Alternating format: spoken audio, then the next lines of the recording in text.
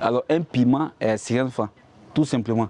C'est des témoignages qui m'ont été faits par des ménagères, c'est des témoignages que j'ai reçus des gens qui vont au marché, c'est des vidéos qui ont été faites. Mais si d'autres Ivoiriens vont prendre d'autres variétés de piments qui coûtent moins cher pour attester que ce que j'ai dit n'est pas vrai, bon, ça c'est à leur convenance.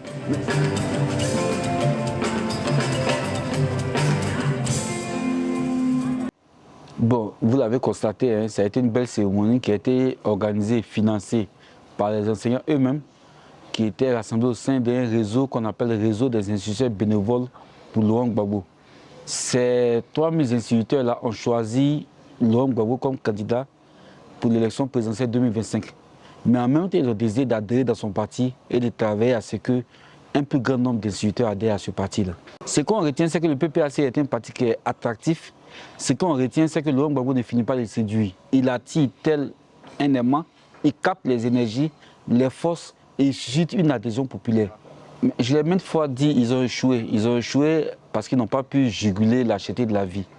Ce qui a eu pour conséquence d'alourdir ou bien de déprécier le pouvoir d'achat des citoyens. Ils ont échoué parce qu'ils n'ont pas su mettre en place une politique de logement qui puisse permettre aux Ivoiriens de se loger à des prix acceptables et de façon décente. Ils ont échoué parce que les politiques qui ont été mises en place dans le secteur de l'éducation et de la formation ont été des échecs au point où nous sommes derniers dans presque tous les classements qui ont été publiés par les instances compétentes. Ils ont échoué parce qu'encore une fois, on va le répéter, même s'ils n'aiment pas l'entendre, l'indice de développement humain nous classe parmi les 30 derniers pays. Ils ont échoué parce qu'ils n'ont pas pu apporter le bien-être aux Ivoiriens. C'est vrai, il y a eu des routes grâce à l'endettement, mais il y a eu des routes aussi grâce à la bonne gestion de M. Laurent Gbagbo. C'est parce que Laurent Gbagbo a pu atteindre le point d'achèvement du PPTE que cela a pu dégager des crédits, que cela a pu dégager des initiatives, celles que l'initiative de désendettement qui ont permis de faire ces routes-là. Mais quand on emprunte ces routes et qu'on rentre à la maison et que les factures de courant sont étouffantes, en fait, on perd de la saveur à apprécier ces routes-là. Non, le PPACI se base sur l'arrêt de la Cour africaine des droits de l'homme et des peuples qui prescrit au gouvernement d'insérer le nom de Laurent Gbagbo sur la liste étoile, ce qui le rendrait de facto éligible.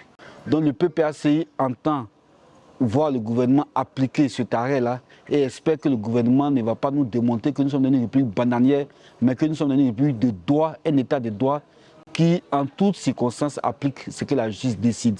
Donc nous avons écrit à cet effet au gouvernement à 2 reprises. Ils ne nous ont pas encore répondu, mais nous espérons que ça va se faire rapidement pour qu'on participe à des élections inclusives, ouvertes, démocratiques.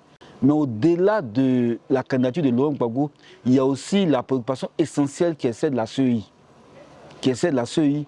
Qui pour nous doit être refondée totalement, doit être refondée en profondeur. Il y a aussi le nettoyage de la liste étoile qui est truffé d'incohérences. Cet article-là ne nous intéresse pas, ne nous concerne pas. Nous pensons que c'est du dilatoire, c'est une fuite en avant et nous n'allons pas nous laisser distraire par des manœuvres tendant à nous intimider. Nous sommes focus, nous sommes sérieux, nous sommes déterminés, nous sommes concentrés. On est écrit au gouvernement, on attend que le gouvernement nous réponde. En politique, il y a plusieurs méthodes de protestation. Il y a d'abord la dénonciation, il y a ensuite la recherche de la discussion, il y a les négociations et puis les recourir aux marches vient en dernier ressort. Pour le moment, nous avons dénoncé, nous avons écrit, nous attendons la réponse. C'est si on n'est pas écouté du tout qu'on sera obligé à notre corps défendant de sortir et réclamer conformément à ce que la loi permet, ce qui est des droits pour nous. Non, nous n'avons aucun problème avec le PDCI. Nous partageons la même analyse de la situation sociopolitique. Nous partageons le même besoin de liberté pour nos peuples. Nous avons en commun notre analyse de la situation des ménages qui souffrent en Côte d'Ivoire. Maintenant, les préoccupations ou les idylles politiques vont se discuter en fonction des circonstances. Il n'y a aucun problème avec le PDCI. Je pense que Thiam est président du PDCI, je n'ai aucun commentaire à faire sur lui. Je suis plutôt concentré sur Laurent Gbagbo. Thiam est à la tête d'un parti qui est un parti allié. Et nous saluons le PDCI qui est pour nous un compagnon dans l'opposition ivoirienne. Mais ça se voit, ça se sent, ça se perçoit. Nous avons un pouvoir qui est apeuré, qui est angoissé, qui est moribond, qui est esselé, aujourd'hui qui tire dans tous les sens. Un pouvoir qui est tellement désespéré qu'il a recours à la violence verbale, qu'il a recours aux intimidations, aux tentatives de musulmans. Donc l'alliance PPACI-PCI fait peur effectivement au régime. Maintenant, nous avons Picasse, nous avons Stéphane Kipré, nous avons Daï Nestor, nous avons Blaise Las, nous avons un ensemble de jeunes qui sont capables de relever le défi de la mobilisation. Nous n'avons qu'un problème avec Blé Goudé, mais nous ne sommes pas à la quête d'un Blé Goudé au PPACI. Ce que par contre nous attendions, il y a la cherté de la vie qui est perceptible, qu'il a reconnu, qu'il a acté. Nous attendons des solutions. Il pouvait notamment amputer une partie de son budget de souveraineté pour soutenir les déficits de l'insécurité de l'énergie. C'est ça que nous attendions.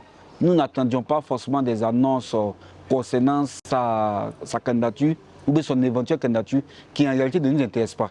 Ce qui nous intéresse, c'est que l'élection soit inclusive et que tous les Ivoiriens puissent pouvoir se présenter.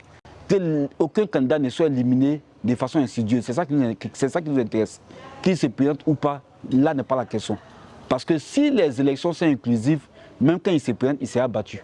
Je vois Laurent Gbagbo gagnant dès le premier tour. Ça m'a fait bien rire parce qu'ils sont puérils. Alors un piment, c'est rien de fin, tout simplement.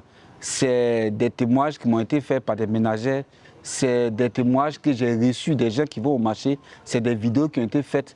Mais si d'autres Ivoiriens vont prendre d'autres variétés de piments qui coûtent moins cher pour attester que ce que j'ai dit n'est pas vrai, bon, ça c'est à leur convenance. Mais ce que je dois faire comprendre aux gens, c'est que les Ivoiriens, la majorité silencieuse a compris qu'il y avait des hommes politiques qui se battent pour le pouvoir d'achat, pour se battre pour faire baisser le coût de la vie.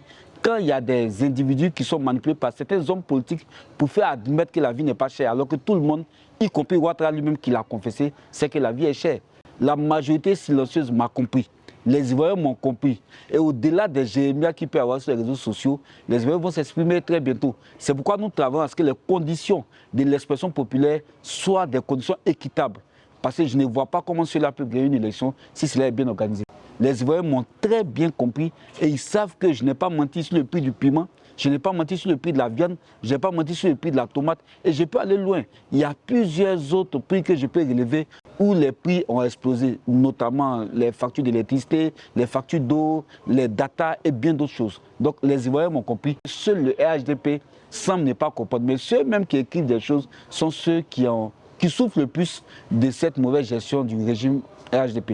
Je suis menacé quotidiennement. Quotidiennement, il y a des désœuvrés du RHDP qui sont tout le temps en train de menacer avec des messages.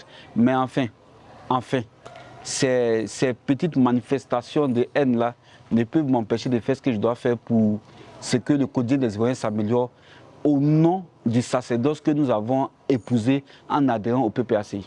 Merci beaucoup à vous. Merci de donner voix à l'opposition. Merci de donner voix à la différence. Et surtout, accompagner le mouvement populaire qui va accélérer la chute de ce régime.